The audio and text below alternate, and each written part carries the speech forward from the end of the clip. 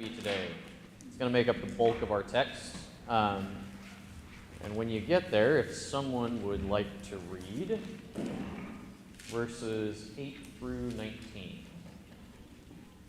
Yeah, go ahead, Alan. Would you like to hold on for the microphone? Yeah, we'll mic up here. So Judges chapter 2, verses 8 through 19.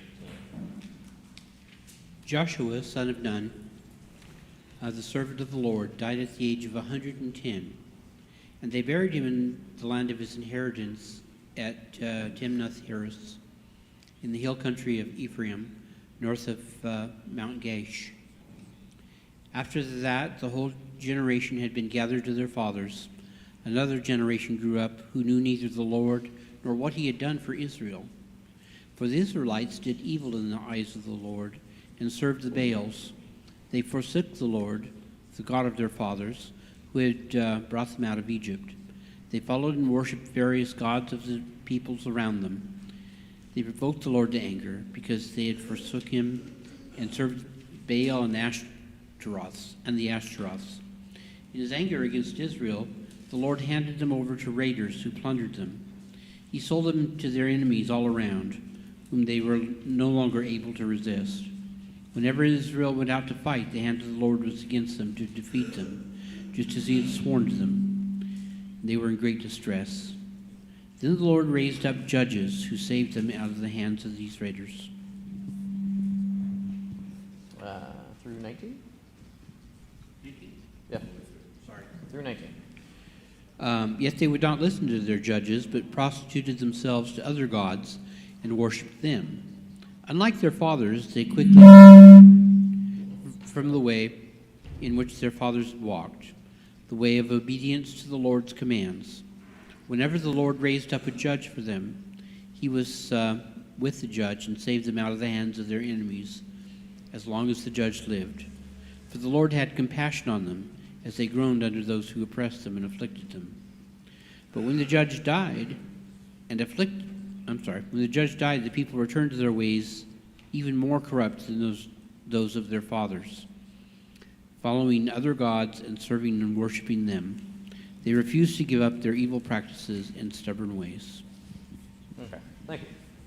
So you'll notice there, we're all pretty hopefully familiar with the book of Judges at this point, but there's three basic sections to this. Is you get a great leader dies, Joshua, and you get the rest of the book, the rest of the book of Judges laid out, writ in short, where Israel falls away from what they were told to do, they receive the consequences they told they were going to get received, God has mercy on them and sends them a judge, and then repeat ad nauseum. Let's take that first section there, where we Israel abandons God. What was the reason they abandoned God? Did they intermingle? No. No? Not on this particular occasion.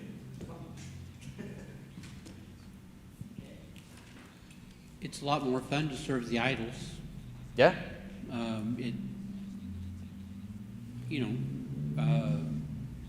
They get to sin, they get to play, and it's a lot more fun. A lot less work. Yeah. Yep. Anybody else on that? What's the cause? You can also think about, there's a lot of parallels here in the book of Judges to kind of what we do ourselves. And you think about people that you've known that have fallen away from the church or have done that. You can kind of see what's happening here. At the end of verse 10, it kind of gives it away.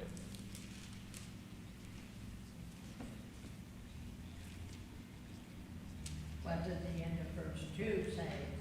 I don't know about verse 2, but verse 10 10. says, "And all that generation also were gathered to their fathers, and there arose another generation after them who did not know the Lord or the work that he had done for Israel." They weren't telling them the histories. Yeah. They were teaching their children. Yep. Pardon? Okay, sorry. They were not teaching their children. Excellent. I didn't know there was that. That's quite all right. Yes, we have a mic that passes around, so Please try and talk into the mic when you can. Yeah, they're not teaching their children. They're not passing on the valuable lessons that they were taught. And much like, I feel like I'm saying this a lot, but we forget about things. We forget about things a lot. And here we get Israel, the whole nation of Israel. You have an entire generation that was brought up from Egypt. They were given the promised land. They were led by a faithful man of Joshua. And he lived 110 years that he led them for a long time. And they still forget. They still forget to tell their kids the important things that they remember, or that they were supposed to remember. If we snag, where was that verse? Where was it? If anybody has any thoughts, just stop me at any point. There you go. Yeah, so one thing that I would add is that, a couple things. Number one, if it's not your faith, you don't practice it. And so this idea that, they felt maybe entitled, maybe we feel entitled. Hey, we're God's children, therefore we're privileged. But that comes with a certain amount of responsibility and response on our part. And then this is the case here. And then as Jerry said, anyway, somebody said, they weren't passing that on to their children. And, it's like the church. We're one generation away from being extinct if we don't continue to pass it on, if we don't continue to train our children and the generations to come. Excellent.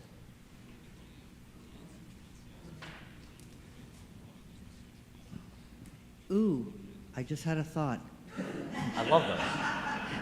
Dare I say, can you say cancel culture?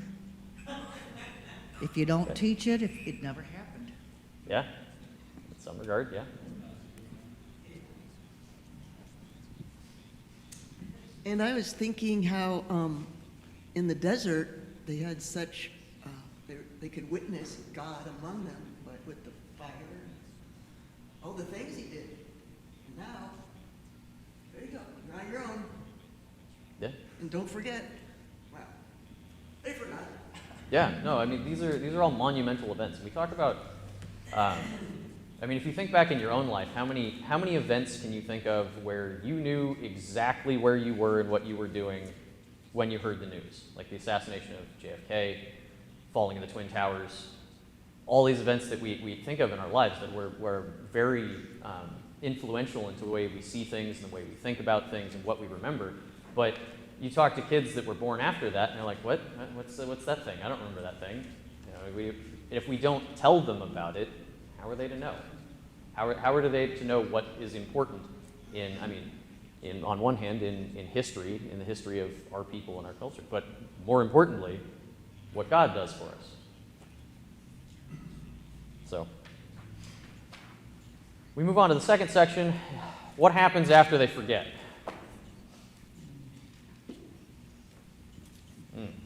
It's like Alan said, they worship other gods. Yeah? Then what happens? They're attacked. Yeah, you get consequences to your actions. 'Cause I always loved the phrase once that I heard, you are free to make your own choices, but you are not free from the consequences of those choices. And so Israel makes the choice to worship other gods. They forget to teach their children what they're supposed to be doing. And God does exactly what he told them they would do. It's in... Oh boy. This is what happens when I forget to underline things. Joshua 23:14-16. Just a couple pages back. Like 2. 23:14-16. It says, "And now I am about to go to the way of all the earth, and you know in your hearts and souls, all of you, that not one word has failed of all the good things that the Lord your God promised concerning you. All have come to pass for you. Not one of them has failed. But just as all the good things that the Lord your God promised concerning you have been fulfilled for you, so the Lord will bring upon you all the evil things until he has destroyed you off of the good land that the Lord your God has given you. If you transgress the covenant of the Lord your God, which he commanded you, and go to serve other gods and bow down to them, then the anger of the Lord will be kindled against you, and you shall perish quickly from off the good land that he has given you. And he did just that, over and over and over again.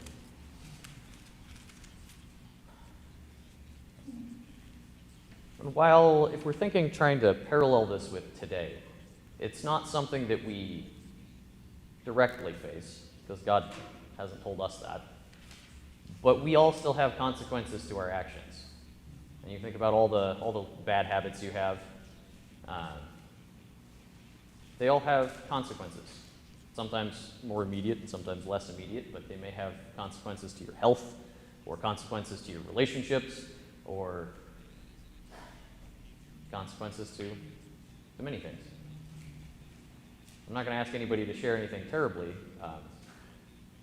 private or personal, but you think, it's like, oh, I chew my nails, and now I've got little stubs of nails that may bleed every once in a while, and it hurts.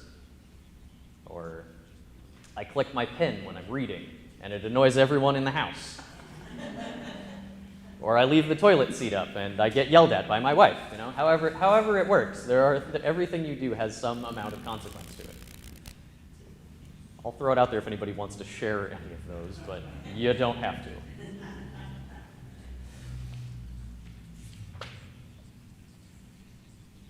Then we get to the...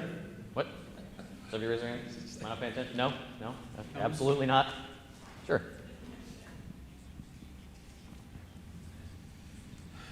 Our society has bragged on sexual freedom, and our families fall apart. There's divorce, children suffer. Our society said it's okay to use drugs. Well, wonderful, you have the choice. And now we have horrid death rates.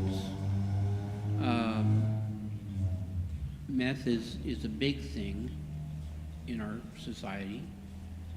Street people are dying by the thousands. And like you said, we can make the choice, but we get to enjoy the consequence to our choice. And it's that way through the whole thing. We've said as a society that we cannot teach God in our schools. We can't have prayer in our schools. And we have wound up with a very materialistic society that does not recognize God, the God that gave us life and the God that gives us an opportunity for salvation and eternal life. All consequences. Yeah. Well, lots of good stuff in there. So if remembering back to the book of Judges, does it get better as it goes on? No, it doesn't ever get better as it goes on. God reaches out a hand, says, all right, you can come back now. You've had enough punishment. Raises the judge up, the judge straightens them out, and they do it again. And oftentimes it gets worse. And it's interesting that you notice that as you go through the book of Judges, each judge, as you go down the line, gets more and more flawed, as the nation of Israel gets more and more flawed. They do worse things, they get more depraved, and then the judges become less and less godly as it goes. But eventually there's an end. Much like God raises up the judges, what happens to us? We have a game changer. Aha! We do. We have what? We have the game We have a changer. game changer. You want to talk about that a little more? Well, they raised him up after 3 days, right? Yeah. So Yeah. the judges that kept getting worse, that was my mind was like, yeah, I remember Samson's escapades and everything he was going through, and he had to be returned to God so he could return to help the people. But Christ was the perfect example. He gave us the example all the way through, and you see the crowds flocking to him. He was a game changer. He was the judge that, we say King of Kings, Lord of Lords, well, Judge of Judges. I mean, he was the pinnacle of what we need and able to reverse the trend. And so that life, you said, Judges kept getting worse and worse and worse, the whole book. And he changed the game. He's got us on an upward trend for the first time in history. Yeah. So the whole book of Judges, every single one of the judges is human. It's a person, so they're flawed, like we're all flawed. Some of them more than others. But you get then Christ, who comes as the last judge, the last salvation. And yes, that says, what does a judge do, first of all? I mean, it's not oftentimes a happy thing. You get a letter in the mail that says, hey, I need you to come down to the courthouse and see the judge. I'm not going to be exactly happy about that. But yeah, there's an element here of judgment and salvation.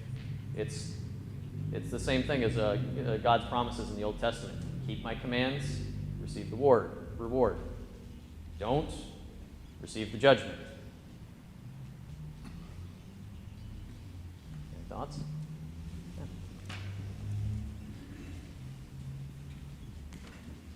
I'm a little unclear on exactly what all the judges did, but I remember that Samuel was a judge. Mm-hmm. He led sacrifices, and he would come and when Saul was becoming a king, which we're not to yet, but he gave Saul instructions. And on one occasion, he tells Saul, kill the king. Kill everybody. And Saul lets the king live and sets aside the best animals. Didn't kill them. And Samuel says, Saul comes to him, he says, so, what, I've done everything you said. And one of my favorite verses of many, Samuel says, then what's this bleating of sheep and lowing of cattle I hear? And then he himself took a sword and killed the king. When he goes to a city later, the judge Samuel, they said, are you here for peace or not? He says, I'm here for peace. Oh, okay, well, come on in. Yeah. Yeah. So, Bill, if you're having trouble back there, you might try just shutting off the room mics altogether. See if that works. Yeah. So, hey, I'm loud. I always love these things. We get to the cycle. There's a cycle here in the book of Judges, as we've said. How do you break the cycle? As much like the nation of Israel, we ourselves do the same dumb things over and over again. The nation of Israel did the same dumb things over and over again. So how do you break the cycle? I know Roland has spent a fair amount of time on Sunday morning talking about addictions and things, which is probably one of the worst cycles you can find yourself in. But there's other less serious things too that we can find ourselves getting caught in. Sometimes out of negligence or sometimes out of something else. Be caught up in sin. Yeah. That's the base of it. You got We have to examine ourselves before God, confess, repent, yeah. recognize we're not His will, not mine. Yeah. Yeah, and that's something we have to do all the time, every day. as we notice, here in the book of Judges, it's very linear in that it's a generational thing. It says one generation remembers, the next generation forgets. One generation remembers, the next generation forgets. And for us personally, it can look like 1 hour I remember, the next hour I forget what I'm doing. The next hour I remember, and then after that, maybe not so much. And so it's a continual process of reminding ourselves. And primer for you, Roland's going to be talking today about communion and things. Why do we do that? Why do we do it every week, namely? It's because we're here. We're here. We're already, it's a reminder. It's a reminder every week. It's something we need to remember every week. Might, you know. But yeah. But remembering that Christ is our salvation, remembering where we're going, remembering what we're doing every day is going to be part of the key to break it. Because it's not, much like the Israelites, they were there. Some of them maybe didn't have their hearts fully in it. Mark was talking about it's something that if it's not your faith, you might not find reason to keep going, to pass it on to the next generation. So you have to kind of bring it in. One of the things that when we talk about reminders, is we often think about it as, I forget, and we forget, but I also think that there's a certain amount of reminding, not our head, but our heart. That we have to remind ourselves of why I came to faith to begin with, what this sacrifice was, what it looked like, because our faith walk is more than just head, it's heart. And if we don't remind ourselves of the whys and that this impacts me, that because of my sin, he went to the cross for me, and that, I get the notice from the judge that says, I want you to come talk to me. Well, we would probably be less likely to be hiding from the judge if we knew the judge was on our side and he says, I'm going to fix the problem for you. I already got your car out of impound, I paid the fines, I just want you to, your license is reinstated, now go and don't drink anymore. If I knew the judge was going to approach me that way, I'm going to be lining up. Well, we tend to shy away, but every Sunday we remind ourselves that he lined up on our behalf and took our sin on him to make things right. I need my heart reminded, not just my head. I got to remind my heart that this is the God who loves me. Absolutely.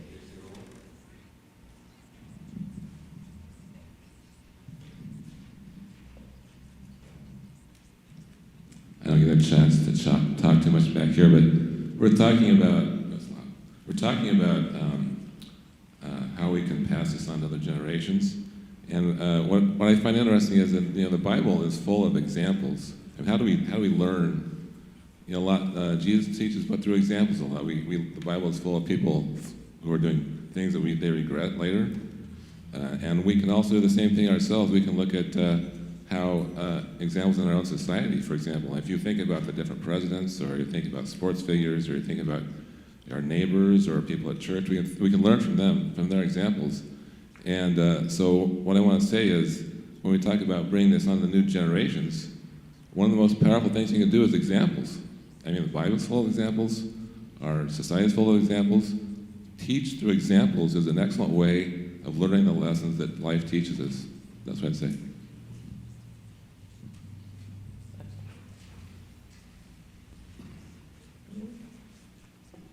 Cool. Kind of come to the end of what I had prepared, so anybody has any final thoughts? No.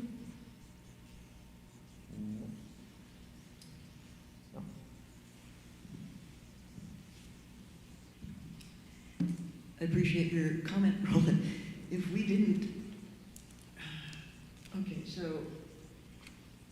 if we didn't think he loved us, we'd be mad at him also.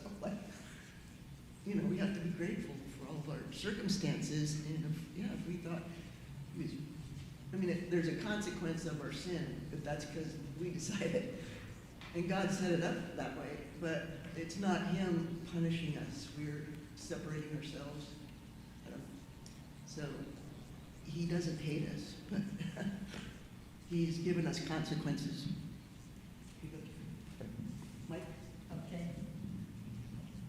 I think an important part of teaching your children is having good examples in your home.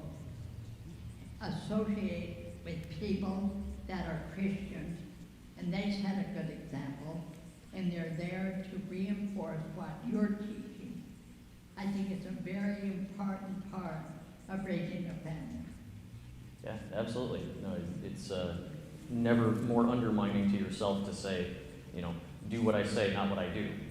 And so it's probably more important that you live out what you believe rather than just saying it. God in the Old Testament, even just like where we are now, is very big on reminding people.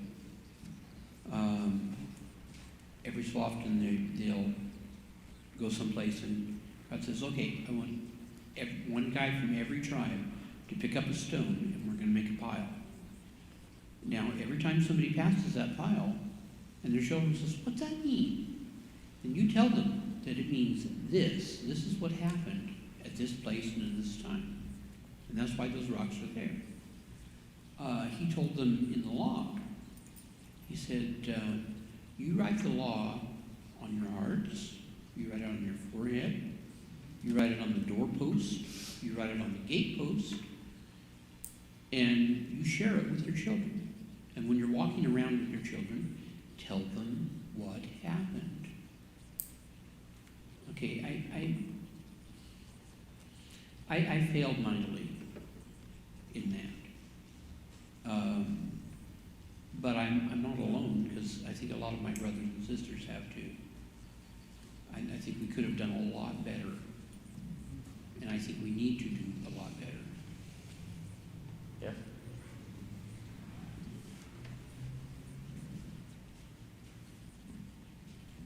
Anybody have any final thoughts? Excellent. Yeah, let's go ahead and close out with prayer. We'll end a little bit early. Heavenly Father, we thank you for the day that you blessed us with. And we thank you for the people here and for those at home. And we thank you for the time to study your word, and we ask that we never forget in our head or our heart that you are God and that Christ died for us. And in your Son's heavenly name we pray. Amen.